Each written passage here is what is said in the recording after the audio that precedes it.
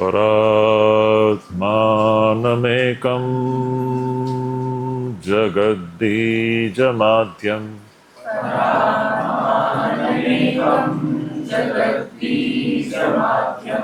निरीहं निराकारमोङ्कारवेद्यं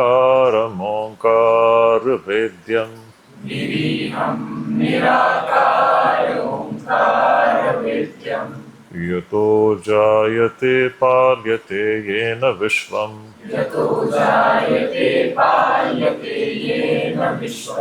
तमीशं भजे लीयते यत्र विश्वम् सहना भवतु सहनौ भुनक्तु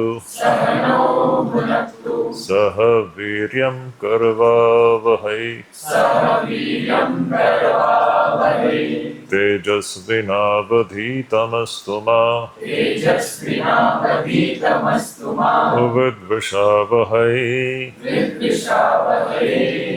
ॐ शान्ति शान्ति शान्तिः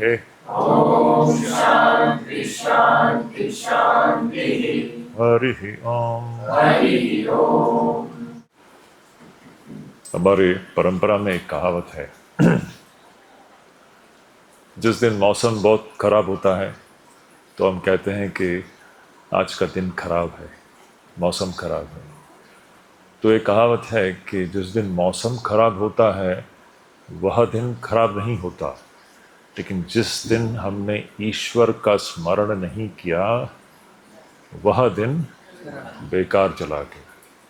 ये कहावत है। मौसम खराब है, अच्छा है, ठीक है, लेकिन जिस दिन हमने आत्मचिंतन नहीं किया, जिस दिन हम मन को ईश्वर में नहीं लगाया, वह दिन दुर्भाग्यपूर्ण दिन है। तो ऐसा एक दिन नहीं जाना चाहिए हमारे जीवन में जबकि हमने ईश्वर का स्मरण ना किया हो। ये एक बात है। तो हमने देखा शिष्य इस गुरु के पास आकर के 7 प्रश्न करते हैं। वो 7 प्रश्न कौन कौन से हैं? पहला है बंधन क्या है, दूसरा है ये बंधन आया कहाँ से, तीसरा है ये कैसे हमारे जिंदगी में चल रही है, चौथा है इस बंधन से मुक्त कैसे हो, पांचवा है अनात्मा क्या है, छठवां है आत्मा क्या है, और सातवां है इन दोनों का हम विवेचन, इस दोनों को अलग कैसे करें। तो ये 7 प्रश्न लेकर के शिष्य गुरु के पास आता है और गुरु पहले चतुर्थ प्रश्न का उत्तर देते हैं, तो हमने देखा। और उसके बाद गुरुदेव 5वां प्रश्न ले लेते हैं कि अनात्मा क्या है। तो अनात्मा क्या है हमने देखा, स्थूल सूक्ष्म कारण, ये तीनों मिलकर ये सभी अनात्मा ही हैं। अब इससे हटकर के जो 6वां प्रश्न जो था आत्मा क्या है, आत्मा बहुत सरल है।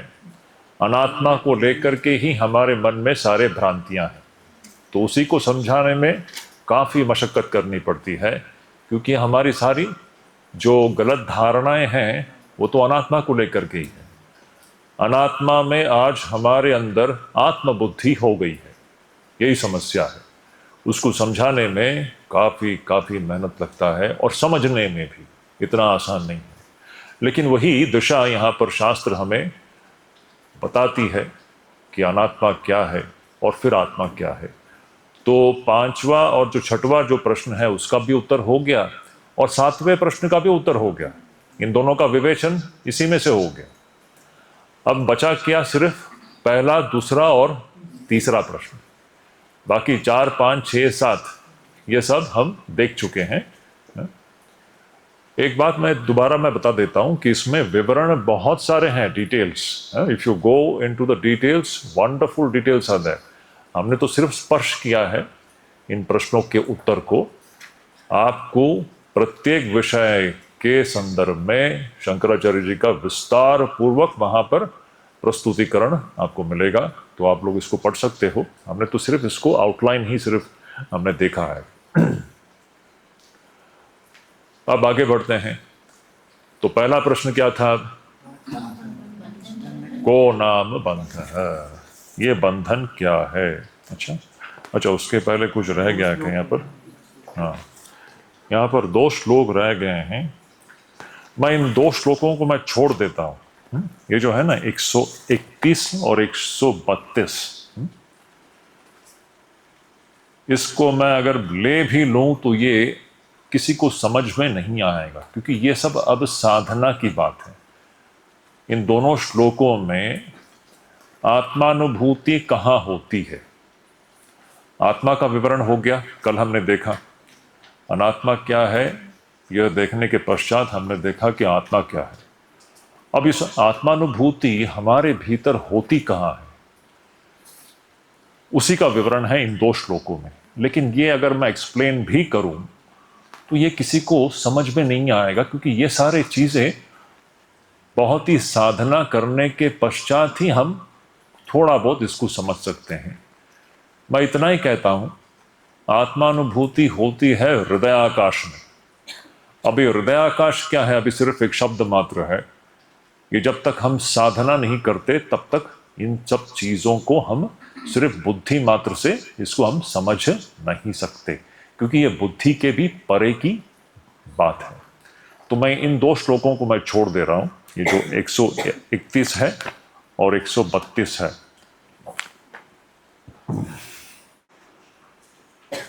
अच्छा, 131 हम ले सकते हैं, 132 को छोड़ देते हैं। अत्रैव सत्वात्मनि थी गुहायाम, 131 ले लेते हैं। तो हमने आत्मा का विवरण देखा कल, आत्मा क्या है। 5 श्लोकों में आत्मा का विवरण हमने देखा। आत्मा और कुछ नहीं, जो साक्षी है, जो साक्षी है, जो स्थूल शरीर का भी साक्षी है, सूक्ष्म शरीर का भी साक्षी है, और जो कारण शरीर का भी साक्षी है, सबका साक्षी है, पूरे विश्व ब्रह्मांड का साक्षी है। आपका जो पूरा स्वप्न सृष्टि है, स्वप्न सृष्टि पूरा विश्व ब्रह्मांड है उसमें। उसी प्रकार ये जागृत सृष्टि पूरा विश्व ब्रह्मांड है। इन दोनों का भी साक्षी है, वह निद्रा का भी साक्षी है, तीनों अवस्थाओं का साक्षी है। ये तीनों अवस्थाएं लहरों के समान उठती है और गिरती है, आपका कुछ भी नहीं जाता, आपका कुछ भी नहीं जाता। आप अजर अमर हो, अजन्मे हो, आपका ना तो जन्म हुआ है ना तो आपकी मृत्यु है। ये सबसे बड़ी सच्चाई है। तो इस पर बहुत हमें ध्यान करना होगा। आप इस साक्षी भाव को अगर आप उसका अनुशीलन करोगे तो धीरे धीरे ये चीज अनुभूति में परिणत होगी और वो व्यक्ति को बहुत बल देता है। इवन दैनंदिन जीवन में, हमारे जीवन में बहुत स्टेडीनेस लाती है, स्थिरता लाती है। हमारे भीतर जितने भी कमजोरियां हैं उन सबको, उन सब से ऊपर उठने का यह सर्वोत्तम प्रक्रिया है, ये ज्ञान की प्रक्रिया जो है। आप साक्षी भाव का प्रैक्टिस करेंगे तो आप देखोगे उसका आपके व्यक्तित्व पर क्या प्रभाव पड़ेगा, आपके पूरे जीवन के ऊपर क्या प्रभाव पड़ेगा। तो ये जो है आत्मा, उसी का यहाँ पर एक विवरण है। 131वां श्लोक जो है मेरे इसमें पेज नंबर 14 में है, 14। तो वहां पर शंकराचार्य जी कह रहे हैं, एषो अंतरात्मा पुरुषः पुराणो निरंतराखंड सुखानुभूतिः सदैक रूपः प्रतिबोध मात्रो येनेशिता वागसवश्चरन्ति। कहते हैं कि एषो अंतरात्मा, ये जो आत्मा है ये अंतरात्मा है कि नहीं। बाकी सब तो बाहर है, स्थूल शरीर बाहर है, सूक्ष्म भी बाहर है, आत्मा के दृष्टि से बाहर ही है, और कारण शरीर भी जो है आत्मा के दृष्टि से बाहर ही है। पूरा विश्व ब्रह्मांड का साक्षी जो आत्मा है, इसलिए वो अंतरतम है। अंतरतम यानी अंग्रेजी में अगर कहने जाओ, innermost. What we are looking for, the treasure, the real treasure is innermost. बिल्कुल हमारे ही इस देहेंद्रिय संघात का अंतरतम जो डायमेंशन है वो आत्मा है, हम वो हो। तो एषो अंतरात्मा पुरुष है, उसको पुरुष भी कहते हैं। पुरुष यहां पर लिंग के दृष्टिकोण से नहीं, ये स्त्री पुरुष वाला पुरुष नहीं। आत्मा को पुरुष कहा गया है। पुरुष शब्द की व्याख्या इस प्रकार है, जो इस पुर में रहता है वो पुरुष है। ये तो पुर है ना, ये तो एक शहर है, पुरी है। जो इस पुर में रहता है, कौन रहता है? आत्मा रहता है, तो वो पुरुष है। इस पुरी में रहने वाला जो है वो पुरुष है, स्त्री पुरुष वाला पुरुष नहीं। ये it's not gender centred idea. तो ये इस शहर में रहने वाला जो है वह पुरुष है। तो ऐसा जो अंतरात्मा है, जो पुरुष है, जो पुराण है, पुराण मतलब जो सनातन है, जो सब समय है, वही सत्य है। शरीर तो आएगा जाएगा, लेकिन ये जो है चैतन्य जो है वह पुरातन है, पुराण है, सब समय है। और ये कैसा है? निरंतर अखंड सुखानुभूति। शब्द बड़े महत्वपूर्ण है। आत्मा में सिर्फ सुख की ही अनुभूति हो सकती है, वहां पर दुख का स्पर्श संभव नहीं है। और कैसी सुख की अनुभूति? निरंतर, सब समय, और अखंड। वो कभी खंडित भी नहीं होता, ऐसा नहीं कि बीच बीच में वह टूट जाता है।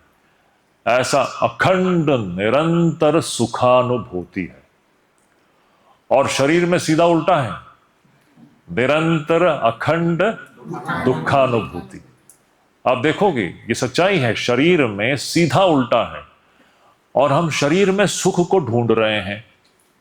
शरीर में सुख को ढूंढना बिल्कुल उसी प्रकार है जैसे हम मगरमच्छ को लकड़ा समझ करके नदी पार करने की आशा करते हैं। इसीलिए देह और इंद्रिय भोगों में जो सुख ढूंढते हैं वह कभी सुखी नहीं होते जीवन में।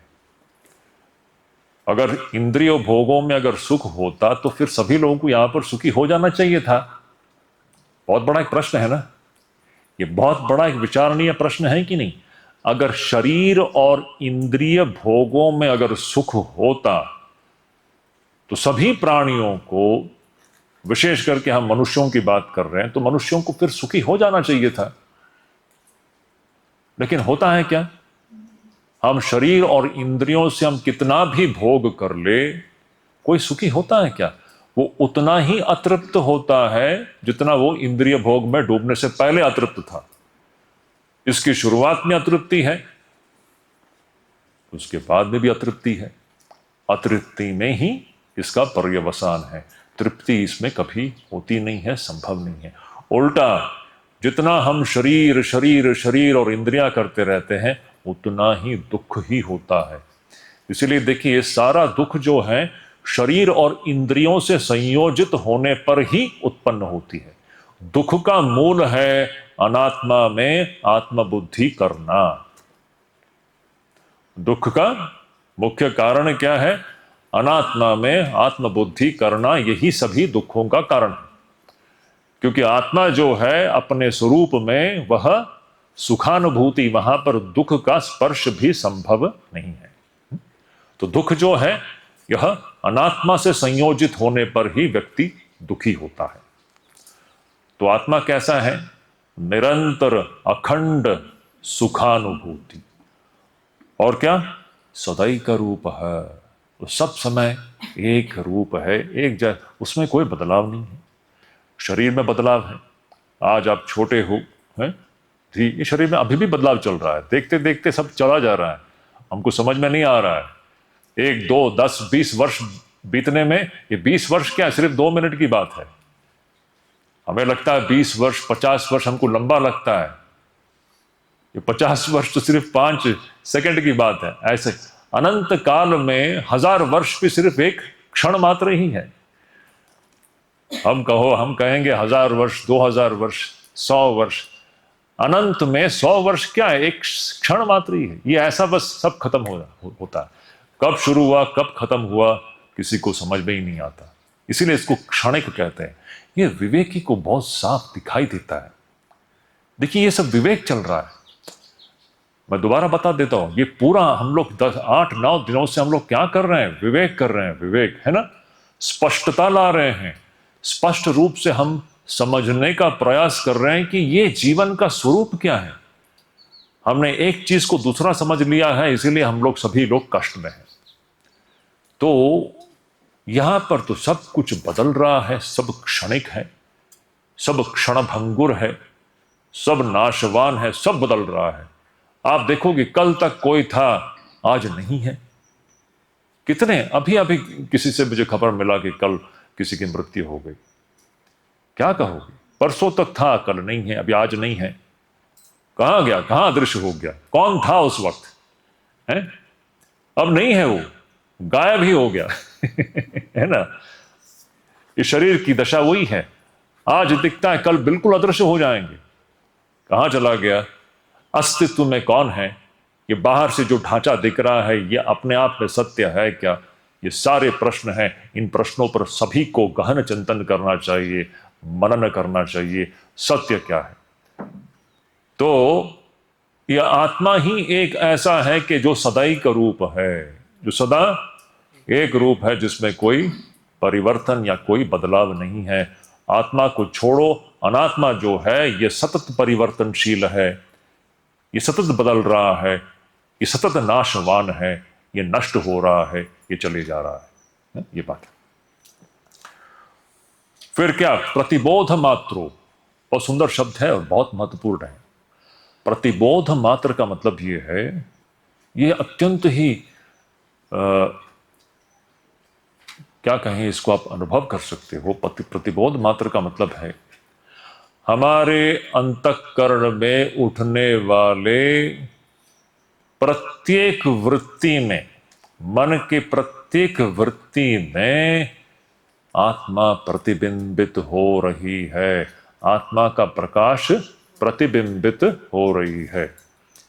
In your every state of the mind, the light of Atman is getting reflected. This is a beautiful term.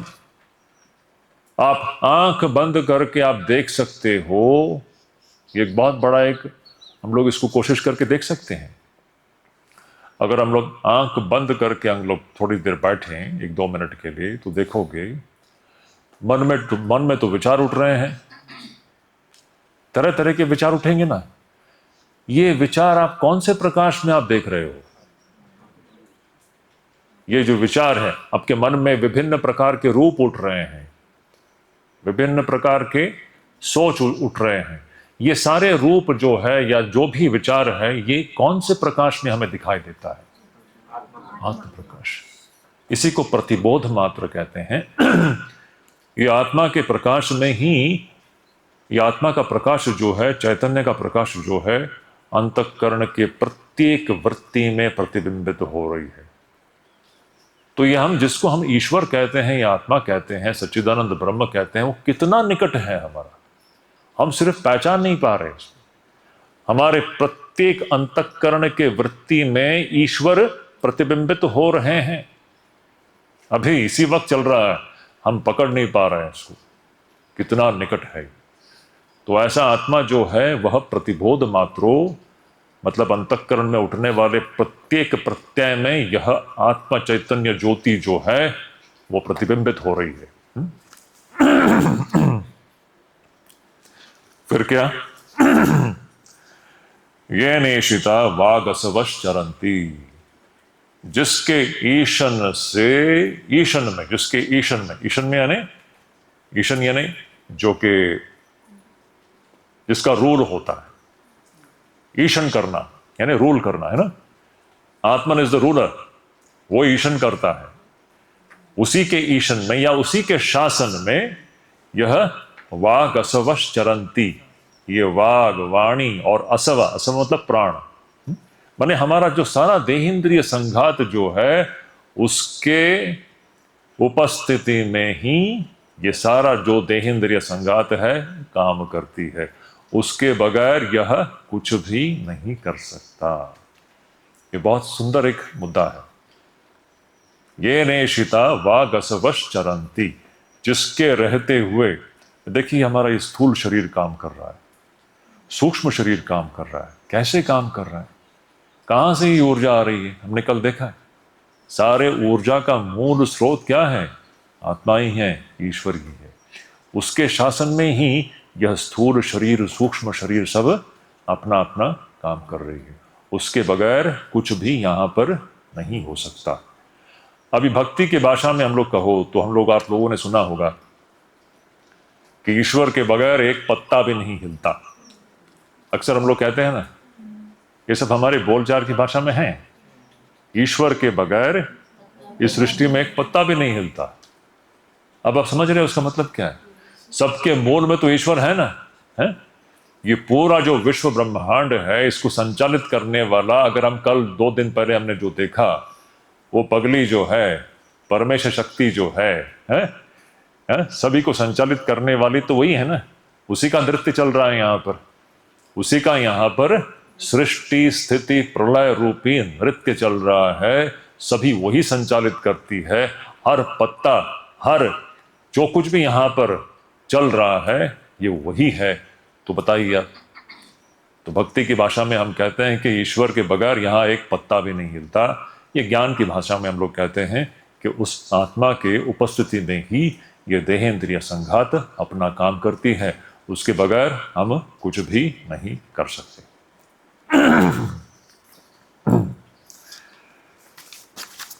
अब जो ये अगला जो श्लोक है ना, इसको मैं छोड़ देता हूं। उसका अब मैं एक सिर्फ, चलो उसका मैं इंग्लिश ट्रांसलेशन पढ़ लेता हूं। चलो तुम पढ़ो, विष्णु तुम पढ़ो, इंग्लिश ट्रांसलेशन पढ़ो, क्या लिखा है?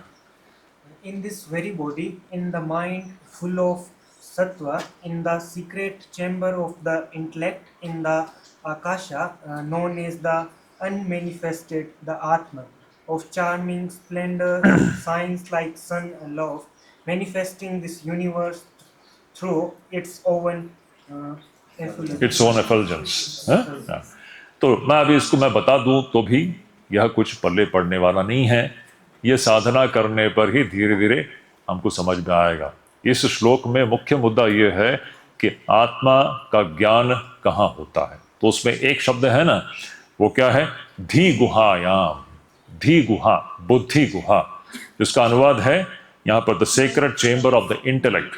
अब ये बुद्धि गुहा क्या है, ये शब्दों से समझाने वाली बात नहीं है। तो मैं कुछ कहूँ तो भी वो आपसे ठीक से ग्रहण नहीं होगा। जब हम सालों साल साधना करते हैं तो ये सारी चीज़ें हमको अनुभूति में आती है, हमको समझ में आएगा कि बुद्धि गुहा क्या है। तो सिर्फ चैंट कर लेते हैं और छोड़ देते हैं। तो कहते हैं, अत्रैव सत्त्वात्मनिधि गुहायाम अव्याकृताकाश उरु प्रकाशः आकाश उच्चैरविवत् प्रकाशते स्वतेजसा विश्वमिदं प्रकाशयन्। इसी जो बुद्धि गुहा जो है, जो सत्व गुण प्रधान है, ऐसे सत्व गुण प्रधान बुद्धि गुहा में यह आत्मा, वहां पर हम अनुभव कर पाते हैं। इसी को, अब ये बुद्धि गुहा क्या है, इसको शब्दों से समझाना कठिन है, तो हम इसको छोड़ देते हैं। और अभी की हमारी परिस्थिति में उसकी आवश्यकता भी नहीं है। हम साधन चतुष्टय पर ध्यान दें, वही महत्वपूर्ण है।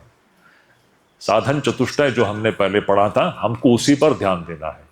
ये सारी चीजें धीरे धीरे हमारे जीवन में जैसे हम साधना करेंगे, यह सब अनुभव गम्य होगा। तो हम तो अभी सिर्फ शुरुआत कर रहे हैं, तो शुरुआती दौर में इन सब चीजों की आवश्यकता नहीं है। हम साधन चतुष्टय पर ध्यान दें, अपने आप ही हम यहां पर पहुंचेंगे। अब देखिए, जो पहला जो प्रश्न था, पहला प्रश्न क्या था? को नाम बंधः, बंधन क्या है? अब देखिए, अति सुंदर। अभी ये जो पहला 3 प्रश्न जो है ना, ये बिल्कुल उसी प्रकार है जैसे कि वो लोग वहां पर बैठ करके चर्चा कर रहे थे ना, कि भाई ये जो तीर है ये किस दिशा से आई है, किसने मारा है ना, और ये तीर जो है किस चीज से बना हुआ है, ये अब इसमें विष है या विष नहीं है? ये उसी प्रकार के प्रश्न हैं। हमने मेन प्रॉब्लम तो हमने सॉल्व कर दिया है। मेन हमारी समस्या जो थी ना वो तो खत्म हो गया ना। और क्या, आप तो आप वापस भी जा सकते हो आप। अब तो आप वापस भी जा सकते हो।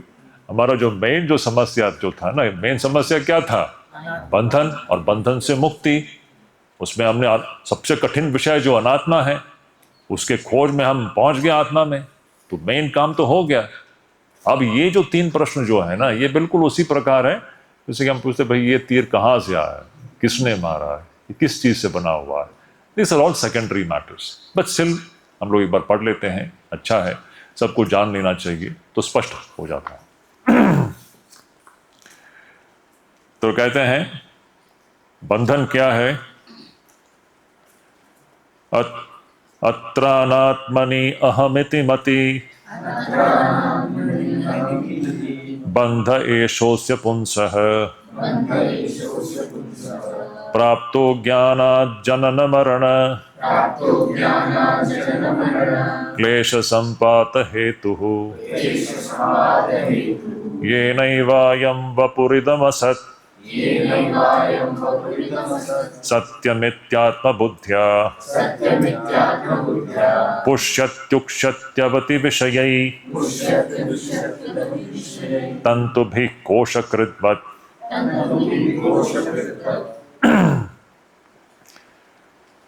तो को नाम बंधः, ये बंधन क्या है? पहले 3 शब्द जो हैं वही उसका मतलब है। बंधन क्या है? अत्र अनात्मनि अहम इति मति। अत्र अनात्मनि अहम इति मति, यही बंधन है। क्या मतलब इसका? अनात्मा में मैं बुद्धि कर लेना, यही बंधन है। अनात्मा में आत्म बुद्धि कर लेना, यही बंधन है। जो अनात्मा है उसमें हमने मैं बुद्धि कर दी। अनात्मा क्या है? ये शरीर। शरीर में मैं बुद्धि कर लेना, यही बंधन है। मगरमच्छ को लकड़ा समझ लेना, यही बंधन है। इतना देखिए, अभी आप हिसाब लगा सकते हैं। तो अत्र अनात्मनि अहम इति मति बंध एषोऽस्य पुंसः, यही हमारा इस पुरुष का, इस जीव का यही बंधन है। ये जीव ने क्या कर दिया है? अनात्मा में आत्मबुद्धि कर दी है। हम फंस गए हैं। आप ये हो ही नहीं सकते हो, हम अनात्मा हो ही नहीं सकते हो। न होते हुए भी अनात्मा में हमने आत्मबुद्धि कर दी है। वहीं से फिर पूरा जाल फैल जाती है। सारा जाल जो है ना, संसार का जाल पूरा वहीं से फैलती है। फिर हम लोग उसमें फंसते जाते हैं। अभी वही बताया जा रहा है। सारा जाल जो है ना यहीं से फैलती है, और इस जाल में हम लोग फिर जब तक अविवेक है हम उसी जाल में और भी, यही है वो मैंने कहा ना कि उस गड्ढे में गिरना जिसका तल है ही नहीं, फिर इसमें हम लोग गिरते जाते हैं, इसका अंत नहीं है। अब there is no end to it. You are falling into a pit which has got no bottom. It's a bottomless pit. अंग्रेजी में कहो तो it's a bottomless pit. In this direction if you are going, it is an endless pursuit. It's a dead end pursuit. अंग्रेजी में कहने जाओ so it's a dead end pursuit. You reach nowhere. आप दौड़ते रहोगे, पहुंचोगे कहीं नहीं। आप जहां खड़े थे वहीं पर पाओगे अपने आप को। 1 इंच आप आगे नहीं बढ़ रहे हो इस डायरेक्शन में। यह स्वरूप है जीवन का। तो बंधन क्या है? अनात्मा में आत्मबुद्धि करना, यही बंधन है। फिर क्या? अच्छा, ये कहां से आती है? प्राप्तो अज्ञानात्। हमने अनात्मा में आत्मबुद्धि क्यों की? उसके मूल में है अज्ञान। अज्ञान हमने देखा, माया है ना, वो जो माया शक्ति है ना, जो सत्य को ढक देती है, हमने देखा ना, जो काली जो है, जो शिव को ढक रही है, परमेश शक्ति, वही अज्ञान जो है। अज्ञान के कारण हम अनात्मा में आत्मबुद्धि कर बैठते हैं। प्राप्तो अज्ञानात्। और यह किस चीज का हेतु बन जाता है? अज्ञान के कारण आप अनात्मा में आत्मबुद्धि कर देते हो। अब इसमें से क्या निकलने वाला है? जनन मरण क्लेश संपात हेतु। इसके कारण अब क्या होगा? जनन मरण क्लेश। क्लेश यानी दुख। ये जनन मरण रूपी दुख, उसका संपात, उसका प्रवाह, यह एक प्रवाह, ये चलता ही रहेगा। एक बार अज्ञान के कारण आपने अनात्मा में आत्मबुद्धि कर दी और उसमें से निकलने वाला जो परिणाम यह होगा कि जन्म मृत्यु रूपी जो प्रवाह है, जो पूरा दुख रूप है, इस दुख रूपी जन्म मृत्यु के चक्र में हम पड़ जाते हैं, उसका हेतु बन जाता है। अनात्मा में आत्मबुद्धि करना यह किस चीज का हेतु बन जाता है? जन्म मृत्यु रूपी जो क्लेश है, क्लेश का प्रवाह, इसका हेतु बन जाता है। अभी जन्म मृत्यु की तो हमने बात की। जन्म मृत्यु तो दो छोर है। जन्म मृत्यु के बीच में के जितनी भी दशाएं हैं सब दुखद ही है। जन्म मृत्यु तो दो छोर है ना, they are the 2 points, the starting point and the end point. कोई बच्चा जन्मता है, अब अच्छा, जन्म और मृत्यु के बीच में कितनी दशाएं हैं? आप लोगों ने पढ़ा होगा। जन्म होता है, जाति, फिर अस्ति, फिर वर्धते, फिर विपरिणमते, फिर क्षीयते, फिर अपक्षीयते एंड म्रियते, है ना। इस प्रकार ये 6 ऐसे षड विकार है ना, तो 6 स्टेजेस। अब जन्म मृत्यु के बीच में आप देखोगे, ऐसे कहते हैं, अच्छा जन्म में सुख है क्या? अभी आज हमको पता नहीं है, विस्मृति हो गई है। ऋषि लोग कहते हैं, ऋषि लोगों की उनकी दृष्टि है, हम तो अज्ञान में है ना, हमको पता है कि हमको तो इसके अलावा हमको कुछ दिखता ही नहीं है। ऋषि लोगों का ये अनुभूति है, बच्चा जो मां के कोख में 9 महीना जो रहता है, अत्यंत ही दुखित अवस्था में होता है। It is a very painful existence in the mother's womb. Today we have forgotten it. बच्चा का जो मां के कोख में जो हम सब रह चुके हैं, हमें आज उसका स्मरण नहीं है। It's a very painful stage of an existence for the जीवा। उस जीवा के लिए बहुत ही कठिन और दुख उसमें है। तो क्या है, एक छोटी सी जगह पर एक जीव कैद है। एक छोटी सी जगह में एक जीव कैद है। उसको अच्छा बड़ा सुखपूर्वक अनुभूति है वो। आपको अगर एक छोटी सी जगह में अगर कैद करके रख दो तो उसमें कौन सी सुख की अनुभूति है? वो दुख की अनुभूति है। जैसे इसलिए बच्चा जैसे ही कोख मां के पेट से बाहर निकलता है तो पहले क्या करता है? रोता है। रो करके वो सोचता है कि मैं कहां आ गया भाई। ऐसा है। तो मां के कोख से ही ये दुखद ऐसी अनुभूति शुरू होती है, और जब जन्म लेता है तब दुख है। अब जो बाल्यावस्था जो है, जिसको अभी बाल्यावस्था को लेकर के लोग कविता लिखते हैं ना, वो बचपन के दिन क्या थे, हैं? वो कागज की कश्ती, बारिश का पानी, है ना, ये लोग वो कागज का कश्ती, बारिश का पानी, वो बचपन के दिन क्या थे, हैं? बच्चा सब समय भयभीत रहता है। बच्चा यानी क्या? जीव है ना। देखिए, हम लोग बाहर से देख करके हम क्या अनुमान लगाते हैं। If you look into the child psychology, बच्चा जो हो जीव है ना, वो जीव सब समय भयभीत है। इवन अपनी छोटे उम्र में भी, जैसे कि बहुत ही समझ लीजिए 3-4 महीने 5-6 महीने का बच्चा है, कभी कभी आप देखोगे बच्चा रोता ही रहता है, रोता ही रहता है। उसको कुछ तो दर्द है, वो बोल भी नहीं सकता।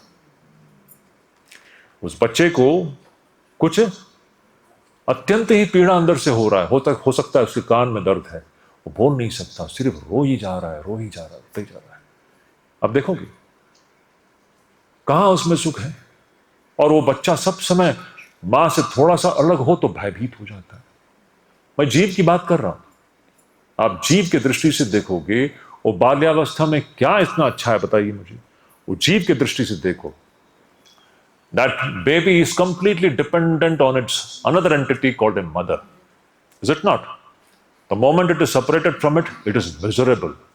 इसमें क्या सुख है? और कितने प्रकार की पीड़ा से उस बच्चे को गुजरना पड़ता है। भय तो उसके अंदर ही चलता रहता है, सब समय उसको भयग्रस्त है, अंधेरा से भय लगता है। बचपन में हम सब गुजरे हैं इस दौर से, थोड़ा सा एग्जामिन करके देखिए, हमको बचपन में अंधेरे से भय लगता था। ऐसे विभिन्न ऐसे कीटाणु हैं, किसी को कॉकरोच से भय लगता है, किसी को छिपकली से भय लगता है, किसी को भूत प्रेत का कुछ कुछ कल्पना चलता रहता है। Is it not? इसमें क्या सुख है? फिर सबसे बड़ा बाल्यावस्था में, वो जैसे थोड़ा बड़ा हो जाएगा तो फिर वो उसका पढ़ाई जब से शुरू हो जाएगा तो फिर पिताजी से मार पड़ने की भय रहता है। माँ से तो हो सकता है इतना ना हो, फिर स्कूल में टीचरों का भय रहता है, घर में इनका भय, स्कूल में जाओ तो उनका भय। अच्छा, भय से हम नहीं जीते थे क्या बचपन में? स्कूल जाते वक्त कितने प्रकार के मन में कॉम्प्लेक्सेस चलते हैं, वो जीव का स्ट्रगल चलता है। You see, this is the stage. अभी आप कहोगे इस पर आप कविता लिख दोगे, हैं? लेकिन विवेकी क्या देखता है? एक जीव अनात्मा में आत्मबुद्धि करने के बाद उस जीव को किस परिस्थिति से गुजरना पड़ रहा है, इसमें क्या सुख है मुझे बताइए।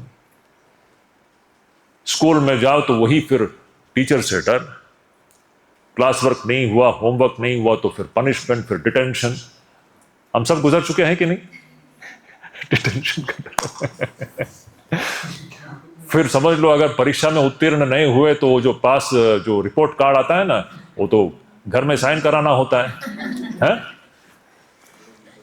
अगर आप कहीं कम मार्क कम पड़ गए और अगर फेल हो गए तो अब भयानक है, पिताजी से तो साइन करवाना है?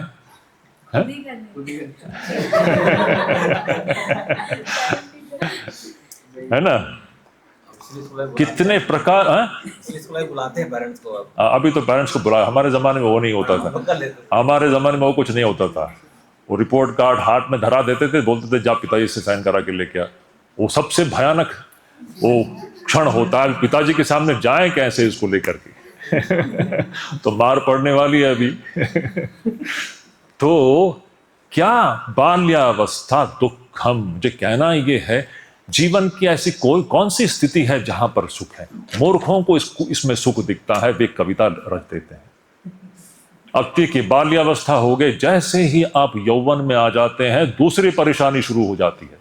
आपको पता है वो क्या है? मुझे बताने की जरूरत नहीं है ना? वो क्लासरूम से ही शुरू हो जाता है और उसकी जो परेशानी है वो भयंकर है। नहीं, हम सभी लोग, ये जीव गुजर रहा है, ये सब स्थितियों से गुजर रही है, इसमें कहां सुख है और क्या क्या चलता है हमें पता है। उस दौरान क्या क्या होता है उस जीव के अंतःकरण में हमको पता है। इसमें सुख कहां है? मूर्ख लोग इस पे गाना लिखेंगे, कविता रचेंगे। विवेकी को दिखता है ये जीव की कितनी दयनीय परिस्थिति है।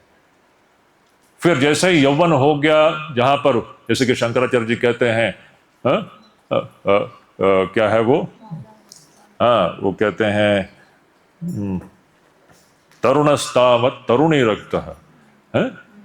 क्या पहला क्या है उसका पहला जो शब्द है? बचपन में तो क्रीडासक्त है, बच्चा तो खिलौनों से खेलता है।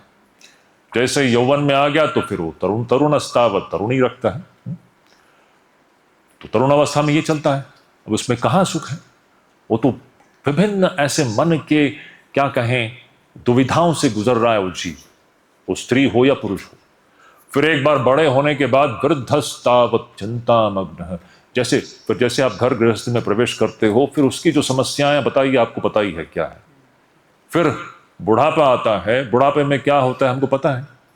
बुढ़ापे में क्या है? बस जीवन खत्म हो गई, यौवन चला गया, इंद्रिया क्षीण हो गई, अब भोग करने के भी हम स्थिति में नहीं है। अब सिर्फ डिप्रेशन कहो, डार्कनेस कहो, बस हम कुछ आस लगा के बैठे हुए हैं कि कुछ आगे चल के कुछ होगा। तो मुझे कहने का मतलब है बाल्यावस्था दुखम, यौवनम, अब बाल्यावस्था नहीं, आप यहां से शुरू कर लिए, जन्म दुखम, बाल्यावस्था दुखम, यौवनम दुखम, वार्धक्यम दुखम, मृत्यु दुखम, सर्वम दुखम। ये विवेकी को दिखाई देता है। इसमें सुख कहां है बताइए आप? कोई शंका?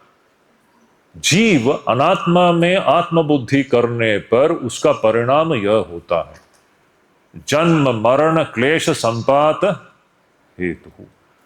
जन्म दुखद है, बाल्यावस्था दुखद है, यौवन दुखद है, वार्धक्य दुखद है और मृत्यु दुखद है। और ये प्रवाह चलता ही रहता है। विवेकी को समझ में आता है, अविवेकियों को समझ में नहीं आता, उनको लगता है इसी में सुख है। अब ये देखिए, वह दुख में सुख देखते हैं। अविवेकी क्या करेगा? वो दुख में सुख देखता है, जिस प्रकार मगरमच्छ में वो लकड़ा देखता है। समझ रहे हो? सर्वत्र यह गड़बड़ और गोलमाल चल रहा है। तो इस प्रकार यहां पर शंकराचार्य जी बता रहे हैं, अनात्मा में आत्मबुद्धि करना यही बंधन है। और यह होती क्यों है? अज्ञान के कारण। अज्ञान के कारण यह होने पर उसका परिणाम क्या है? जन्म मरण क्लेश संपात हेतु। यह हेतु बन जाती है जन्म मृत्यु रूपी क्लेश या पीड़ा को अनुभव करने का, यह हेतु बन जाती है। फिर क्या है? ये नैवायम वपुरिदम असत सत्यमित्यात्म बुद्धिया। इसके कारण, इस अनात्मा में आत्मबुद्धि करने के कारण क्या हो रहा है?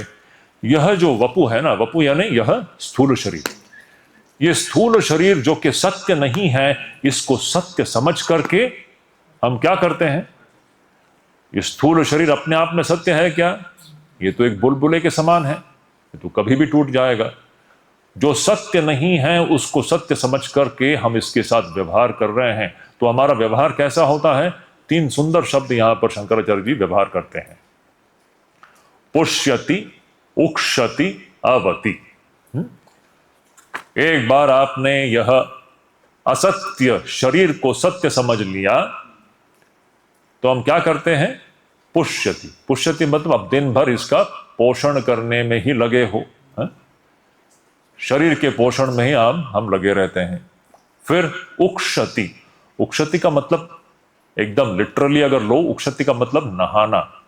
अब यहां नहाने का मतलब है दिन भर शरीर को सुंदर बनाने के चक्र में ही हम लगे रहते हैं। एक बार हम इस शरीर को सत्य मान ले लेते हैं और मैं ये शरीर हूं ऐसा हम मान लेते हैं, तो फिर क्या हो? वो नेचुरल फिर हमारा आचरण ऐसा ही होगा कि हम शरीर को सजाने और संवारने में ही लगे रहते हैं। यही तो सबकी स्वाभाविक प्रवृत्ति है ना, सभी मनुष्यों की स्वाभाविक प्रवृत्ति यही है। हम स्टडी कर रहे हैं, देखिए इसमें कुछ अब दोष नहीं देख रहे हैं। ये मनुष्यों की, सभी मनुष्यों की स्वाभाविक जो आचरण, जो प्रवृत्ति इसी प्रकार की होती है। जैसे ही आपने मान लिया, आप मान के ही चल रहे हैं कि मैं ये शरीर हूं, अब आप दिन रात शरीर को सजाने में और संवारने में लगे रहेंगे आप। वही हो रहा है, पुष्यति, उक्षति और अवति। अवति यानी उसके रक्षण में। कहने का मतलब है आप दिन रात अब सिर्फ शरीर में ही डूबे रहते हो, विभिन्न प्रकारों से बस शरीर के भरण पोषण, संवारने में, सजाने में दिन भर लगे रहते हो। यही है ना मनुष्यों का स्वभाव। और इस प्रकार जब अब दिन भर इस शरीर को सजाने में, संवारने में, पोषण करने में जब हम लगे रहते हैं, ये बिल्कुल उसी प्रकार है तंतु भी कोशकृत वत। क्या मतलब है? कोशकृत का मतलब है कोश बनाने वाला। कोशकृत का मतलब है कोश बनाने वाला। ये जो सिल्क वर्म होता है ना, जिसको हम लोग हिंदी में क्या कहते हैं? रेशम का कीड़ा। रेशम का कीड़ा। रेशम का कीड़ा जो है, सिल्क वर्म जो है, वह अपने ही मुंह से निकलने वाला जो लार है, सलाइवा है, उसी से वह कुकून बना देता है और खुद उसके अंदर कैद हो जाता है। क्या सुंदर उदाहरण देखिए। रेशम का कीड़ा जो है, अपने मुंह से निकलने वाला जो लार है, सलाइवा है, उसी से वो अपना कुकून बना देता है, उसी के अंदर वह बद्ध हो जाता है। इसी प्रकार शंकराचार्य जी कह रहे हैं, यह असत्य शरीर को सत्य समझने पर आप क्या करते हो? दिन रात इस शरीर के पोषण में, इसको सजाने में, संवारने में लगे रहते हो, और उस प्रकार के आचरण से आप खुद अपना एक कोष बना देते हो जिसके अंदर आप बद्ध हो गए हो। क्या सुंदर है, कितना सुंदर है ये description, so beautiful. We are creating our own cocoon and we are trapped inside it. ये बंधन है। कितना एक सुंदर दृश्य हमारे सामने आ जाता है। इसी प्रकार हम सब बंधे हुए हैं यहां पर, और इसकी शुरुआत क्या है? अनात्मा में आत्मबुद्धि कर लेना, जो अज्ञान के कारण होता है, जिसका परिणाम जन्म मृत्यु रूपी पीड़ा, और जिसके कारण असत्य शरीर को सत्य समझ करके इस शरीर के ही भरण पोषण और इसको सजाने में और संवारने में हम लगे रहते हैं। जिससे होता क्या है? जिस प्रकार रेशम का कीड़ा अपने लार से खुद एक कुकून बना करके उसमें फंस जाता है, उसी प्रकार हम भी अपने इस बनाए हुए कोश के अंदर हम बद्ध हो जाते हैं। ये बंधन, क्या सुंदर विवरण है, अति सुंदर। A beautiful description of what bondage is. इस प्रकार हर जीव यहां पर बंधा हुआ है, हर जीव।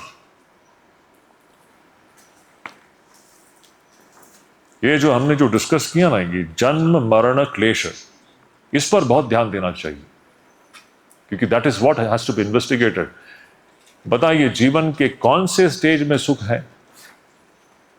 सुख का आभास हो रहा है, सही में सुख है क्या?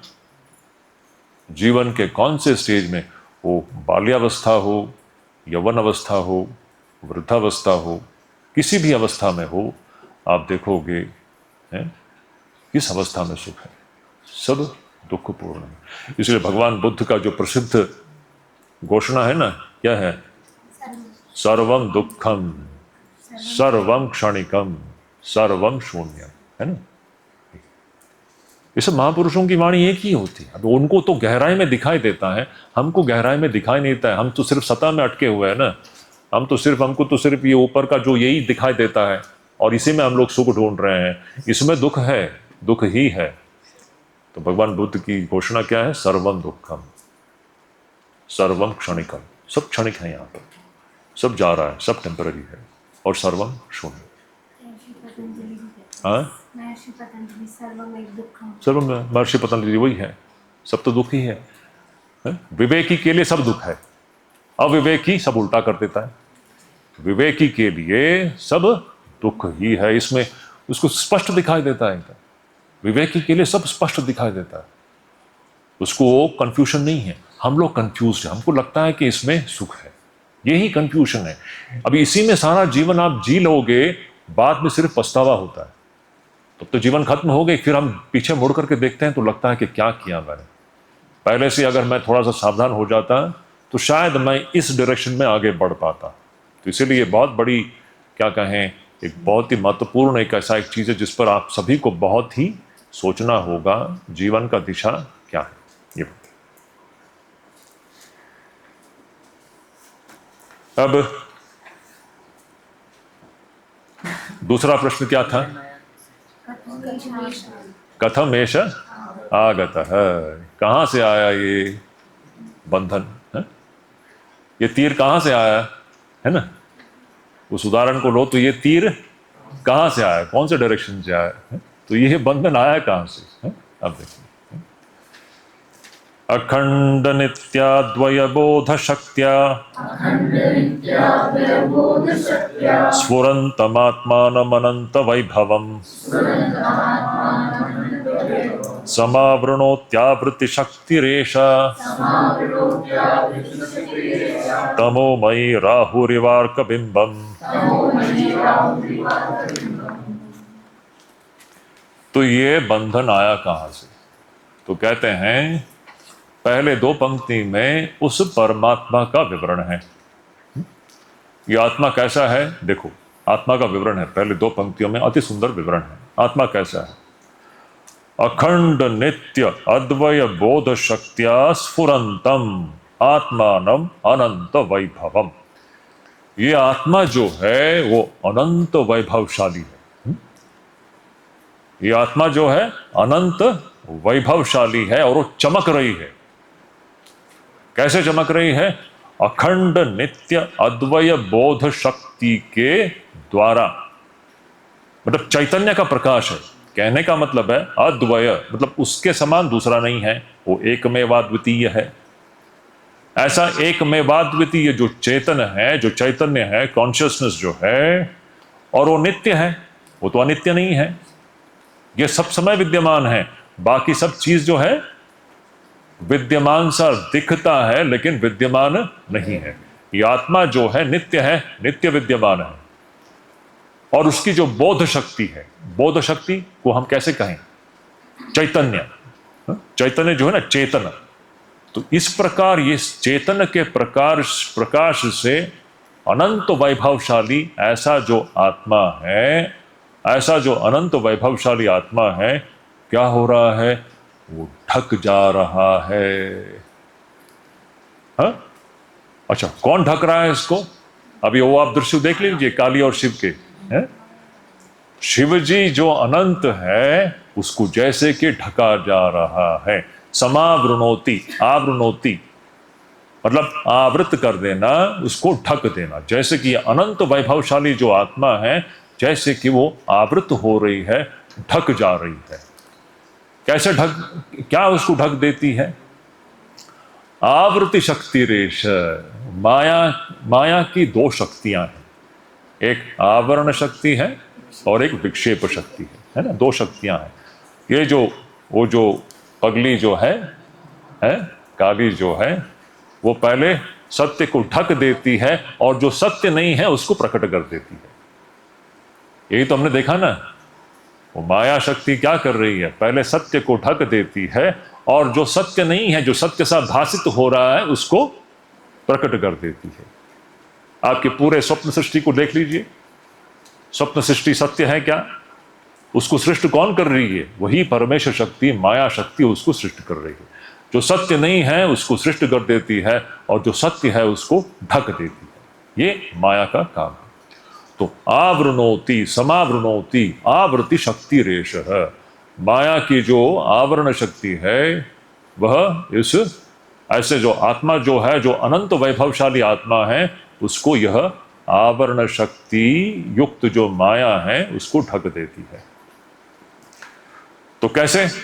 तमोमयी। और वो ये तमोमयी है ना, माया तो तमोमयी है, मतलब अनादि अविद्या है।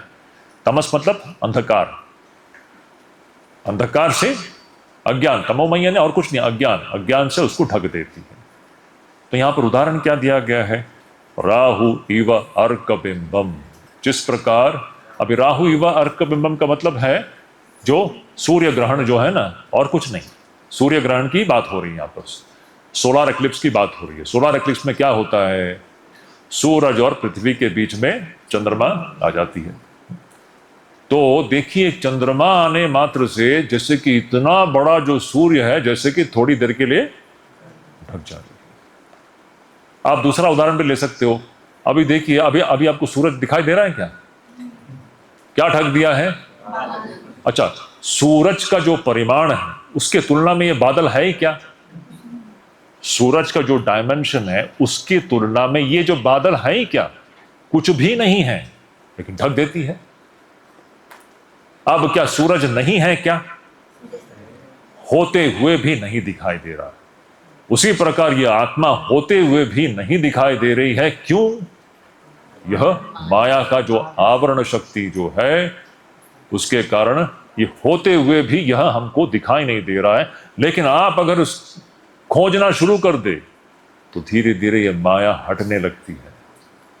काली जो है, जब काली अगर जान जाए कि भाई ये अब प्रयास कर रहा है सत्य को जानने का, तो धीरे धीरे वो स्वयं हट जाती है। और जब माया हट जाती है तो सत्य जो है वह प्रकाशित हो जाती है। तो ये इस प्रकार ये बंधन हमारे ऊपर आ जाती है। दूसरा प्रश्न था, ये बंधन आया कहां से? तो इस प्रकार माया के कारण ये बंधन हमारे ऊपर आ जाते हैं। अब तीसरा प्रश्न क्या था? कथम नहीं, प्रतिष्ठा से। ये हमारे जीवन में कैसे ये चल रहा है? इट्स कंटिन्यूइंग ना। इट इज कंटिन्यूइंग, कैसे चल रहा है? तो उसका उत्तर क्या है? देखिए, अति सुंदर है। बीजम संसृति भूमिजस्य तु तमो देहात्मधीरंकुरो रागः पल्लवमम्बुकर्म तु वपु स्कंधोत्सवः शाखिका अग्राणीन्द्रिय संहतिश्च विषया पुष्पाणि दुःखं फलम् नाना कर्म समुद्भवं बहुविधम् भोक्तात्र जीवः खगः।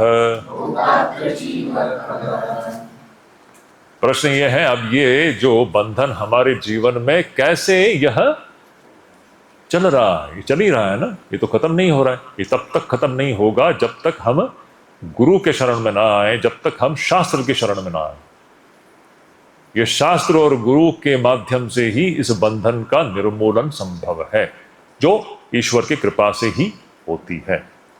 या हम मूल में जाए तो कहें कि ईश्वर की कृपा से ही इस बंधन से व्यक्ति मुक्त होता है, लेकिन ईश्वर की कृपा वो गुरु और शास्त्र के माध्यम से ही प्रकट होती है। तो ये बंधन हमारे जीवन में क्या चल कैसा रहा है? तो यहां पर एक सुंदर एक दृष्टांत, उपमा दी गई है। दृष्टांत किस चीज का है? बीज है और पेड़ है। मैं पहले ही आपको बता देता हूं, पेड़ की उत्पत्ति कहां से होती है? बीज से। बीज से पहला क्या निकलता है? अंकुर निकलता है ना। बीज तो अदृश्य है, मिट्टी के नीचे है, और मिट्टी को, पृथ्वी को तोड़ करके बीज अंकुर के रूप में बाहर प्रकट होती है। क्या अद्भुत है, कितनी शक्ति है उसमें। वो बीज के अंदर क्या अद्भुत शक्ति है, वो मिट्टी को किसी ना किसी तरह तोड़ करके बाहर आ जाएगी। चैतन्य है उसमें, अद्भुत है कि नहीं?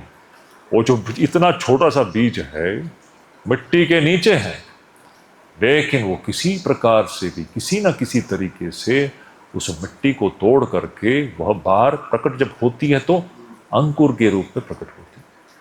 अंकुर जब थोड़ा सा और बड़ा हो जाता है तो उसमें से बहुत ही, क्या कहें उसको, वेरी टेंडर लीव्स, बहुत ही जो पत्ते, क्या कहते हैं उसको, पत्तों को कोमल पत्ते, बहुत ही कोमल पत्ते निकलते हैं। फिर उसी जो अंकुर को आप पानी देते रहोगे तो थोड़ा सा बड़ा पौधा हो जाएगा, और भी पानी देते रहोगे, पौधा अब उसका जो, क्या कहें उसका, जो वृक्ष का जो मूल शरीर जो है, तना बन जाता है। फिर तना में से फिर शाखाएं निकलती हैं, शाखाओं से फिर टहनियां निकलती हैं, टहनियों से फिर पत्ते निकलते हैं, पत्तों से फिर फूल निकलता है, फूल से फिर फल निकलता है।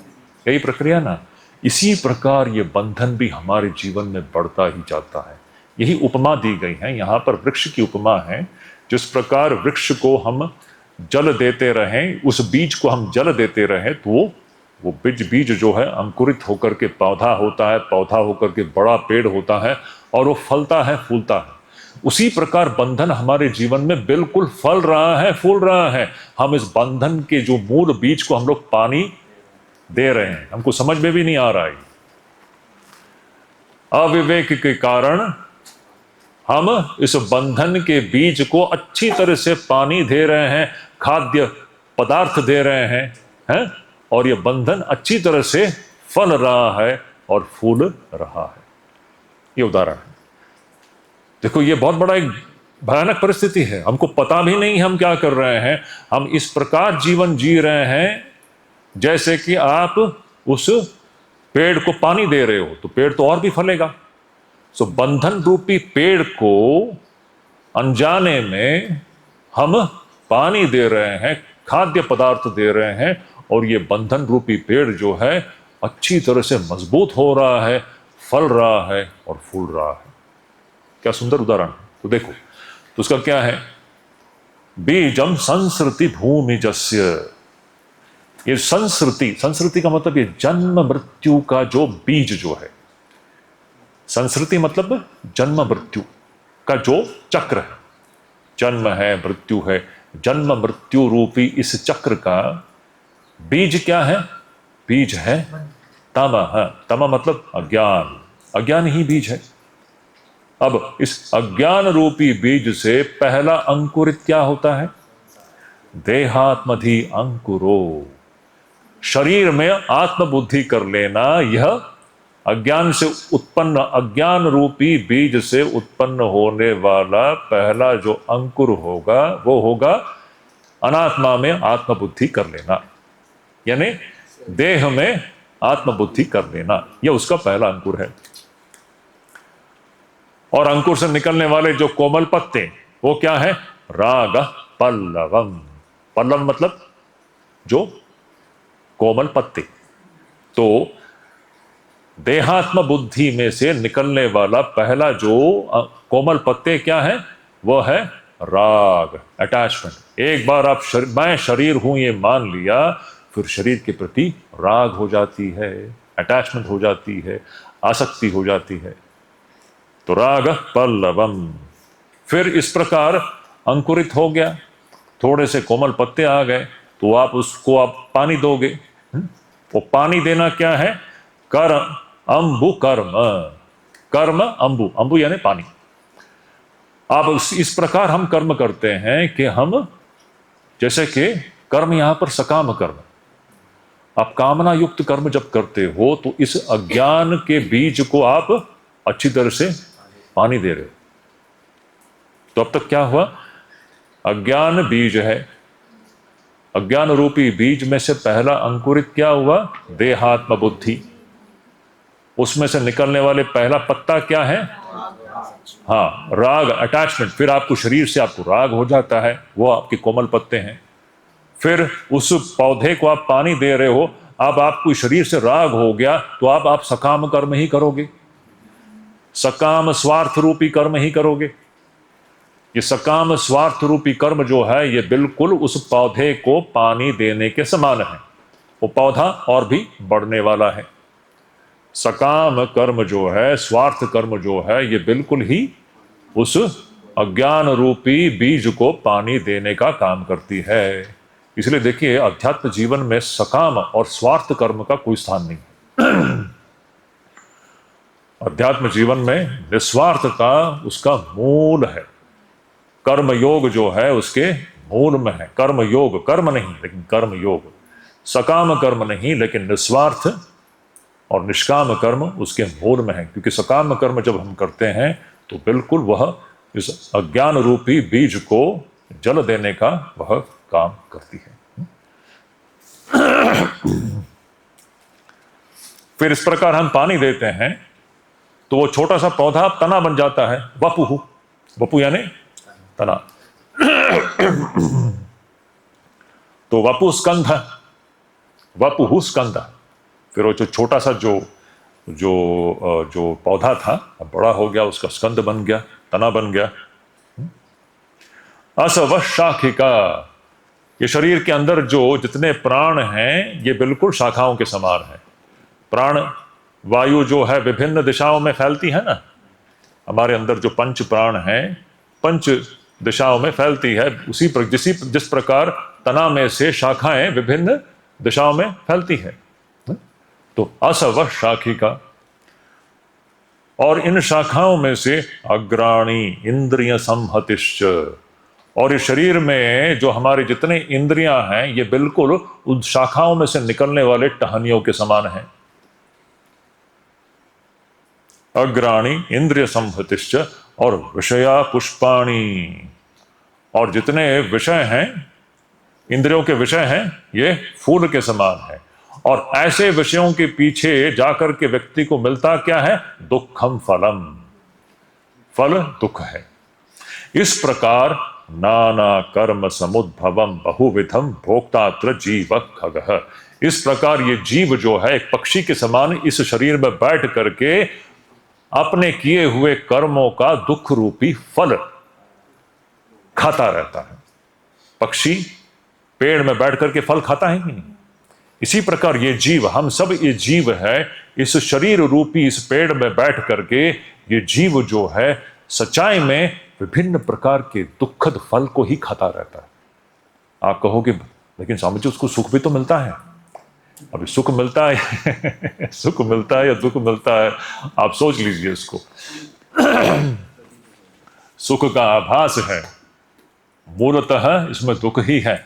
वो तो यहां कैद है ना, ये जीव तो इस शरीर के अंदर कैद है, वो कहां से सुखी होगा।